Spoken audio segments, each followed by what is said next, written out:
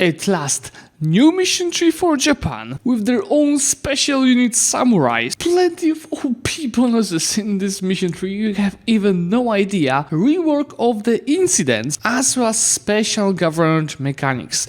This is what I'm gonna share with you from today's dev diary about Japan.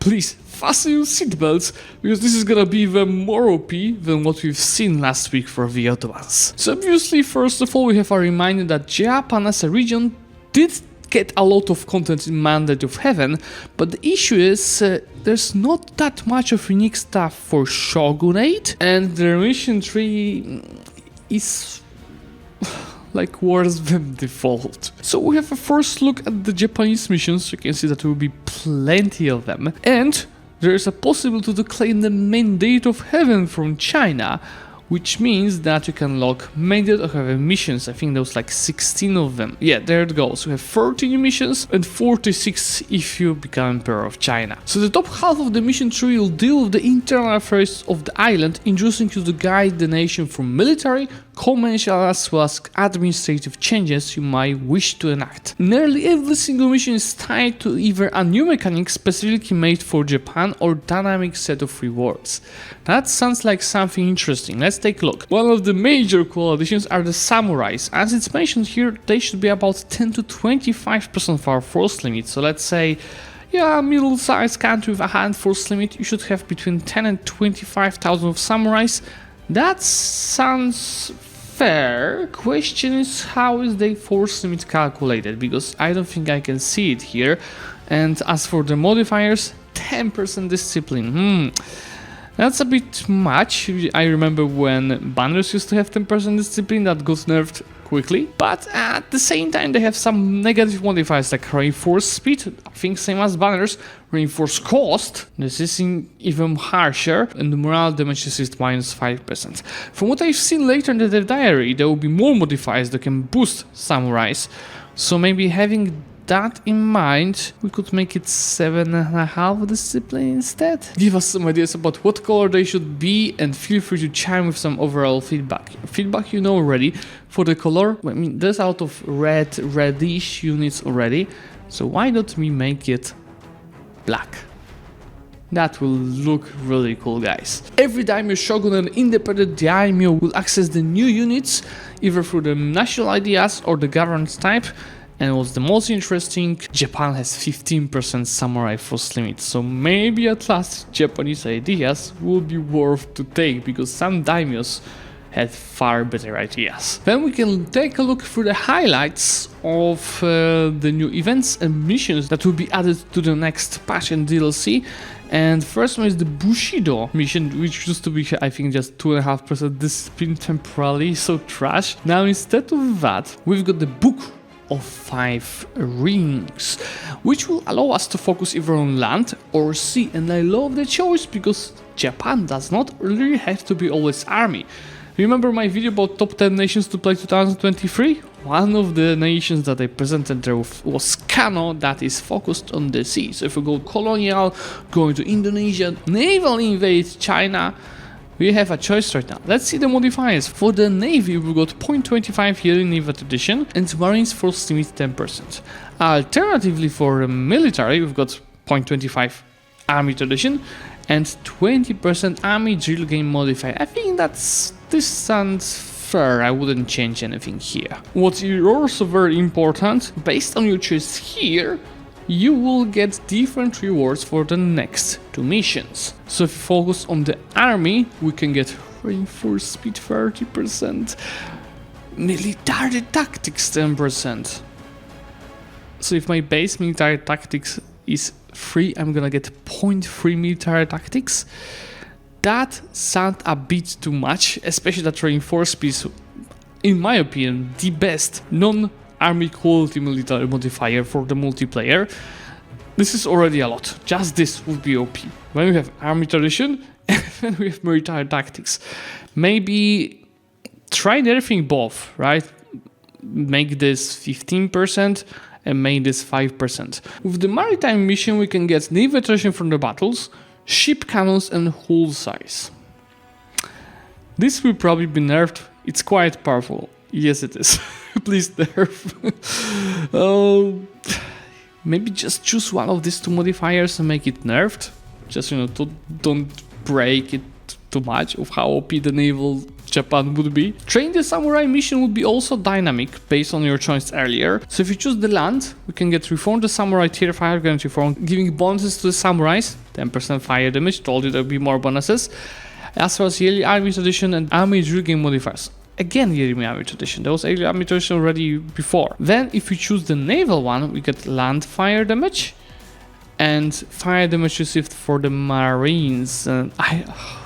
Naval Japan, I have to play it, guys. Now, this is a very key part of the dev diary. So, a lot of mission rewards will be based on how you play around with the incidents. And here's what I told you in the previous dev diary, that I will have a comment about Shinto. Shinto is top tier religion in EU4. But the problem with it, it's only a top tier religion when you know how to play it. And in-game incidents are done so badly, you have no idea what's going on, you have no idea what rewards you're gonna get from the events and how it's gonna impact your isolations. For example, in our MP mod, for every event, we have a reminder. Okay, if you go this isolations, this is what you're gonna get, this is what you're gonna get, this is what you get, and then also how much each of your decisions is gonna move you towards open or closed isolations. So we have an example over here. If you complete it via military revolution, we get artillery fire plus. Please no. Something that we discussed, I think, from Scandinavia. That was Cav Fire +1. This is not as OP as Cav Fire +1 because remember they fight from the second row, so the damage is halved. So it's not as strong, but still it's super strong, and only Spain, I believe, does have that at Dragon, so maybe just make it 0.5 instead, please. Especially that you have so many other modifiers already in Japan. Then other choices, all provinces in the Japanese region with copper, iron will gain 1 local goods produce. This is uber strong, but not as strong as artillery fire. And the third one, the power of the sword, is fire damage is just minus 10%. So honestly, this is the worst. Alternatively, land fire damage. Another mission, if you complete it via open outcome, we'll get for 25 years tech cost and innovative gaining. So maybe, and I like this direction. Maybe instead of focusing on giving Japan tons of permanent bonuses, focus on the temporary bonuses. So, sure, leave artillery fire +1, but make it for 25 years. Same for fire damage received or land fire damage. That would make it still super strong because you can decide when you need it, for what occasion, and if you want to keep it for later, you're blocking your own mission tree, so you have to be wise when you click it, not just click it right away. At the same time, it's OP just for some time. Some other one, we've got the tech cost for 25 years, so exactly what I'm saying. Not permanent, 25 years, innovativeness gains, and our ruler gets scholar, I love it.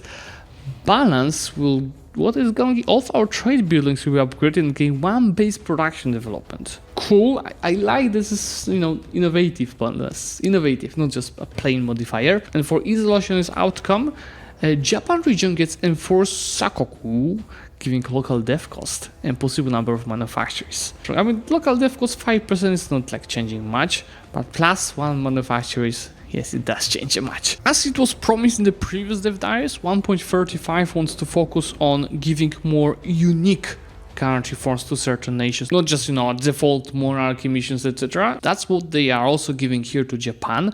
So you have Gokkaido reform for tier 8, so it's very far away, and it gives bonus to the whole Japanese region, which is local goods produced.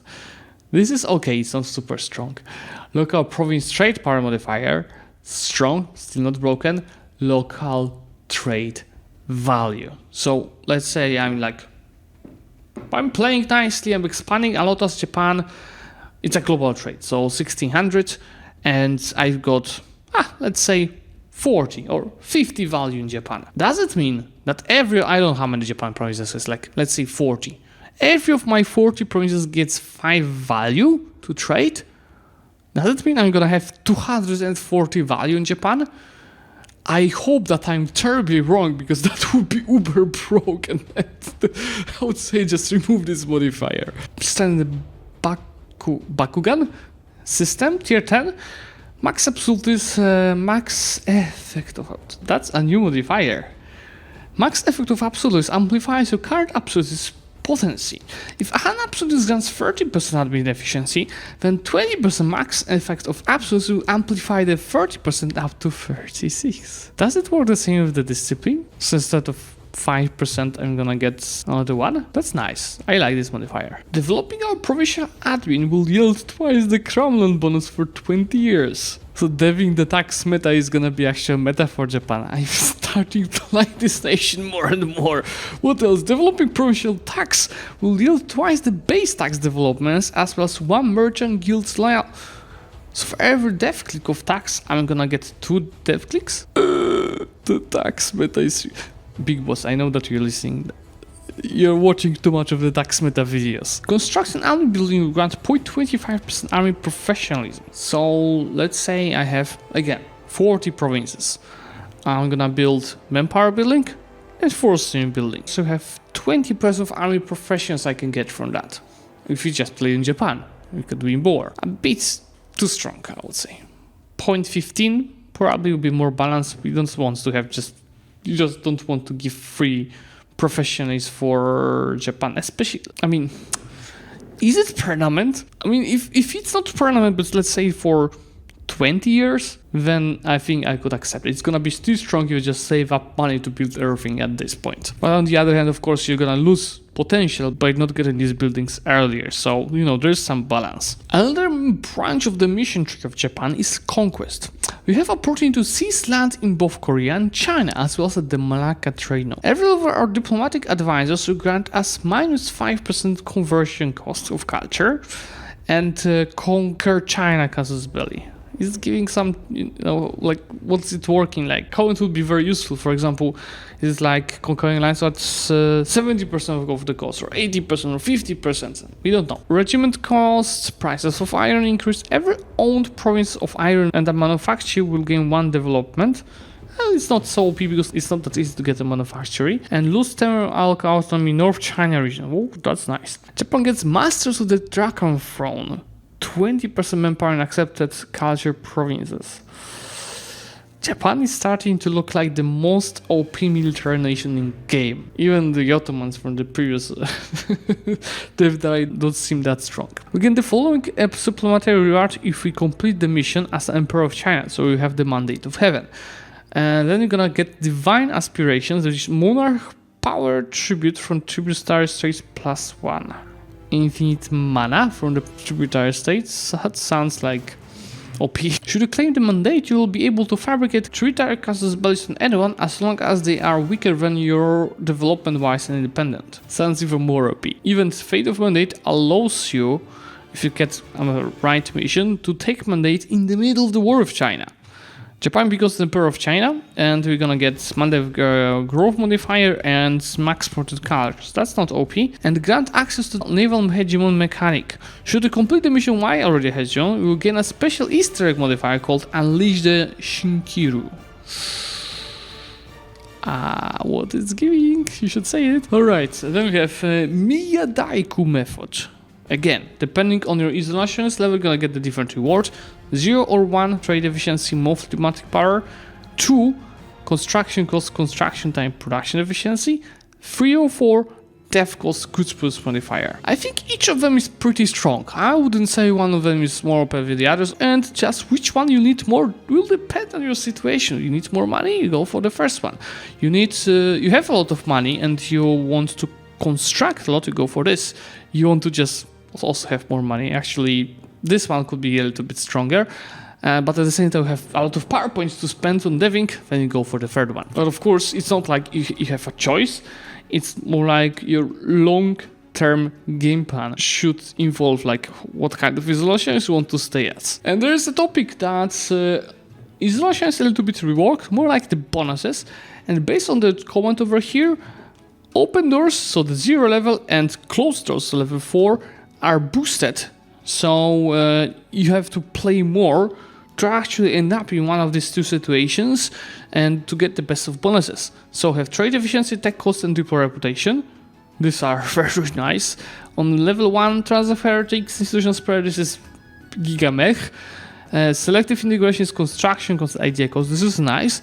Isolation is domestic trade power and culture conversion cost. Very situational, I love it. And closed doors, death cost. Translated to faith and global prosperity growth. I love it the most, of course, the death cost. A new Buddha mission will deal the relationship between Edo period Japan and how we play around with the Christianity. So with the Christian events, if you go ahead and just embrace them fully, we can change the name of the country to Christian Japan. And you'll get a modifier of Curia power cost. Then we have a significant Christian presence, so it's not like fully embracing Christians, but they are still here. We will see a vibrant Christian communities will be granted to Kanushi, which does the following: translate the true faith, heretics, and heavens. Okay. I think it's even stronger than Curia power cost. But the first one, if we defeat the Christianity, we're gonna get the Shinto warriors, which is cost of enforcing religion through war, and the empire the true faith provinces. And Japan, because the fate of the Shinto at last. You might know, guys, or you might not, that Eastern religion cannot have a defender of faith. At last, Japan can be a defender of the Shinto faith. Should we complete the mission by eradicating Christianity, we will gain access to the following missionary reward. Country name will change to the Shogunate. Supreme Shogunate, tier 1 gathering form, with the fixed empire rank and modifier transfer subject, peace treaty at half cost, admin efficiency and moral military skill. Siding with the shogun will rename your country to the shogunate and will grant you a new powerful tyranny form, whereas siding with the emperor will yield the following event: House of the Rising Sun. It means that Yemochi 656 Divine Empire. Fixed empire rank as well. Translated to faith, all states loyalty, no stability on the monarch's death, and max privileges per 7 privileges per state. Imagine playing in absolutism with that. Your title with this reform is the Good Emperor. However, and it's a big caps lock however, if you choose, for whatever reason, to embrace Christianity in the Shinto incident, you will gain the following mission reward: advisor cost and obtain new missions. The above event proclaims the ending of the Christian incident. Why is this Japan so big? Explain yourself, big boss. The land of the Christian Sun tier 1 guarantee form gives the following effects: enables land of the Christian Sun ability. How does it work? A general becomes ruler when the current ruler dies. Manpower recovery speed, enemy mutation, permanent castles against neighbor heavens and heretics, so pretty much against everyone because nobody else is Shinto. And every battle we win in the name of God will grant us 2 purple. Guys, well, time for the Christian Japan campaign, guys, because you might know, right? Catholic is one of the strongest religions in game, depending of course how you want to play. And this grants us pretty much an infinite Papa influence. Okay, so a land of the Christian Sun abilities is, I assume, this, right? So we have 3 choices. This is still Russian placeholders. I assume it's gonna be changed. First one is Mino will be seat of the new cardinal. So even more of Papal influence. Conduct a military parade. Each province with at least 50 of your regiments will conduct military parades, gaining 1 of each power point development and a 5 army attrition. I think it's fine. Especially in single player, it's not that easy to get that many troops, and it's just 3 development per 50k of the troops, so you have 200k, you're gonna get just 12 development. It's not like ultra overpowered, but if you somehow play hard, I have 1 million troops. Now imagine how much of the development you can get in the provinces. The one last thing over here, Japan gets Call Upon the Faithful for 5 years. That is giving triple manpower increase in the religious wars. I love it. Of course, there are some notes that these government buttons will be fully modable right now, so yes, thank you so much. It doesn't have to work like Southern buttons, it can look like the Ottoman decadence you've seen last week. So this is it for this week. And as you had the Southern buttons, next week we'll see content for Russia. You see, we are getting the changes for every single major power in the game, or that was missing a lot of content, and I hope to see more, especially with Mamluks, please. I absolutely love these changes. I absolutely love this patch, but I'm also a little bit afraid that this looks like the last DLC for EU4. I hope it will not, but hopefully I'm not right. There will be more DLCs in the future because this game is not even close to that, and still I think EU5 is already in development, but one day it will be announced, maybe on the next ParadoxCon. I think it will be announced on the next ParadoxCon if I'm right, because I have no idea if I'm right.